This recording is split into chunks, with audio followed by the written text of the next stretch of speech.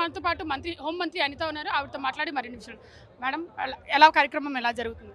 మీరు చూస్తున్నారు కడపలో అంగరంగ వైభవంగా తెలుగుదేశం పార్టీ పండగ ఈరోజు మహానాడు జరుగుతోంది. నిజంగా ఊహించిన దానికంటే చాలా ఎక్కువ మంది ఇక్కడికి ప్రాంగణానికి రావటం, అదేవిధంగా వర్షం ఏమైనా ఇబ్బంది పెడుతుందేమోనని చాలామంది లోపల ఆనందపడ్డ సందర్భాలు కూడా ఉన్నాయి. అటువంటిది ఏమీ లేకుండా దిగ్విజయంగా ఒకటో రోజు కార్యక్రమం ఈరోజు నడుస్తూ ఉంది. ఈరోజు ఇందాకే మా పత్రికా సోదరులు అన్నారు, చంద్రబాబు నాయుడు గారు మీటింగ్ స్టార్ట్ అయ్యి చంద్రబాబు నాయుడు గారు స్పీచ్ స్టార్ట్ అయ్యే టైంకి సూర్యుడు కూడా మేఘాల మాట నుంచి బయటకు వచ్చారు అని.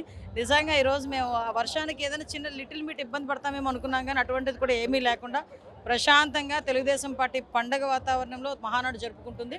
ఈ మహానాడు 3 రోజుల పాటు జరగబోయే ఈ మహానాడుకి పెద్ద ఎత్తున కార్యకర్తలందరూ హాజరవుతున్నారు.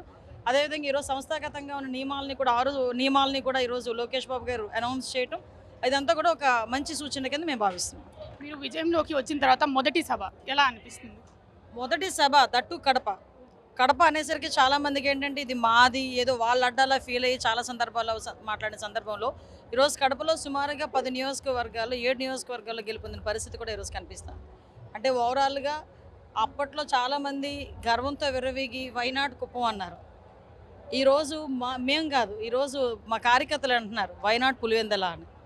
అంటే ఈరోజు పరిస్థితి ఎలా అవుతుందంటే గెలుపు ఓటములు ఎలా ఉన్నప్పటికీ కూడా ప్రజలకి మనం ఎంత మంచి పని చేసాము, ప్రజలను ఎంత మనం అభివృద్ధి కార్యక్రమాలు ముందు తీసుకెళ్ళాము, సంక్షేమంలో ముందు తీసుకెళ్ళాము అన్నదే మెయిన్ ఎజెండాగా ఈరోజు ప్రజలందరూ కూడా భావిస్తున్నారు. దానిలో భాగంగానే ఈరోజు ఎన్డీఏ కూటమిని కూడా ప్రజలు ఆదరిస్తున్నారు. కడప గడ్డ మీద పెట్టడానికి ముఖ్యమైన కారణం జగన్కి చెక్ పెట్టడానికి అంటున్నారు. ఇది ఎంతవరకు? జగన్కి మేము చెక్ పెట్టేదేంటి? ఈరోజు కొత్తగా రాష్ట్ర ప్రజలు ఎప్పుడో చెక్ పెట్టారు. 2024 ఎలక్షన్లోనే చెక్ పెట్టారు. కేవలం 11 ఇచ్చి ఇంట్లో కూర్చోబెట్టారు. దానికి కూడా ప్రతిపక్ష హోదా రాదురా నాయన నియమ నిబంధనల ప్రకారం అని చెప్పినా కూడా ప్రతిపక్ష హోదా ఇస్తేనే కానీ అసెంబ్లీకి రానని కూర్చున్నారు. అంటే కనీసం ప్రజలు 11 మందిని గెలిపించినా కూడా అసెంబ్లీకి కూడా తీసుకురాలేని పరిస్థితిలో ఈరోజు జగన్మోహన్ రెడ్డి ఉన్నాడు. పైగా ప్రత్యేకంగా మేమేం చెక్ పెట్టక్కర్లేదు. మేము రాష్ట్రంలో అన్ని ప్లేసెస్లోని కూడా చేస్తాం. అందులో భాగంగానే ఈరోజు కడపలో చేస్తున్నాం. మహానాడులో ఏమేమి నిర్ణయాలు తీసుకోబోతున్నారు?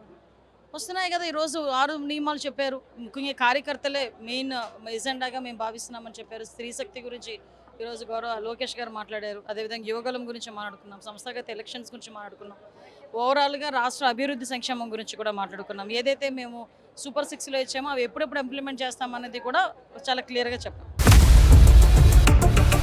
ఇండియా పాకిస్తాన్ తాజా అప్డేట్స్ కోసం డౌన్లోడ్ చేసుకోండి RTV లైవ్ యాప్.